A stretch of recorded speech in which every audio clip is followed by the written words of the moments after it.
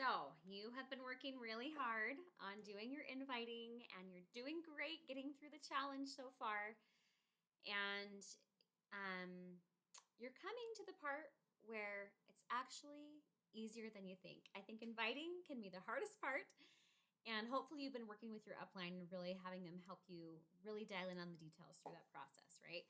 And so now you're getting ready to do your Zoom class. This is the part where you get to change people's lives by sharing things with them that are just going to be transformative. So, there's a few things you're going to want to keep in mind and do as you're teaching the class. And I'm going to teach you some principles you're going to want to remember every time you teach, but especially as you're doing your Zoom classes. So, first of all, I do want to say be aware of your pace, whether you're talking too slowly or too fast. I have to work on the too fast. But just be aware of that. Practice the script a few times, speaking out loud, say it to your spouse or a child or a pet or whatever. So you start to get really comfortable and confident with the parts that you're doing in the class. Next is it's really important to always start with dialing in on the pain point and the problem.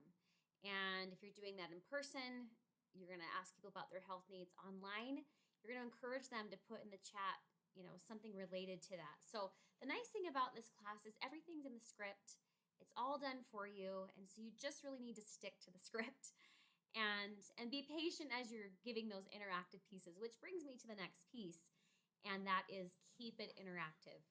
Encourage people to have their cameras on, and when you see in the script times where there's time for a question, pause long enough so that people really can respond. And type in the chat yourself so you can encourage and see those things coming in the chat. um, you're also going to want to make sure that you are really clear on your call to action. And that's so important because if you teach them all this knowledge and give them all this information, and then you're not clear on what your next step is of how they can take action, you've not really served them very much. And so having that be very clear is very, very important. In the Zoom class, it has it built in where you're going to say, text text me, these numbers 1, 2, 3, 4, and then you'll explain what each of those numbers mean. If you're in a class with multiple advocates, just make sure the person who's closing at the end is saying, if you're here with Sarah, be sure to text this number. If you're here with, text her at this number. If you're here with Janet, be sure to text her at this number. Just so that every person who is attending that class is texting you one of those numbers so you're clear on what their next step that they want to do is. Which brings me to the last piece that's so important anytime you're doing your class is that you really set up a time where you help them get the products. I would not recommend sending a link or using a QR code or anything like that because then it's in their court. And we've found that the close rate is much, much higher when you are on a Zoom call or on a phone call with them, again, dialing into their pain points, dialing into their health needs, being clear on what those recommendations are, and then helping them while you're on that call to enroll. And that way you have the opportunity to check off the box for them to be able to, subscribe to the rewards program. There's some great verbiage coming later in the training about that.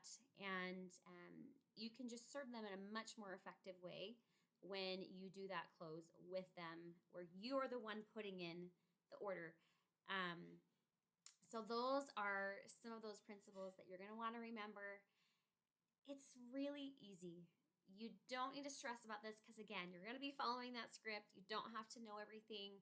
And hopefully you're doing it with your upline or, somebody else as well. So it's not just you and maybe you're just doing part of it. But the good news is you don't need to feel stressed. You don't need to worry because you've got the script, and doing this on Zoom first before you're doing things in person, or even if you're relaunching, right? You're going to be connecting and having people come that maybe weren't able to in your first launch. So it's just going to make this process so much easier, and the class converts so well. So don't add to it. Don't feel like you need to say a ton of extra things. Really stick to the script. It's very conversational. It converts really well, and just keep it simple. So remember those principles. Keep it simple. The more that people watching the class are going to think, oh, I can do that. That's all he does. That's all she does, right? That's the goal is you want it to look so easy and so simple that everybody watching the class thinks, I could totally do that. So it's really helpful for people to know what a blessing that you have that script, right? Because then it totally seems doable. So you've got this. I am so excited for you to do your first Zoom classes.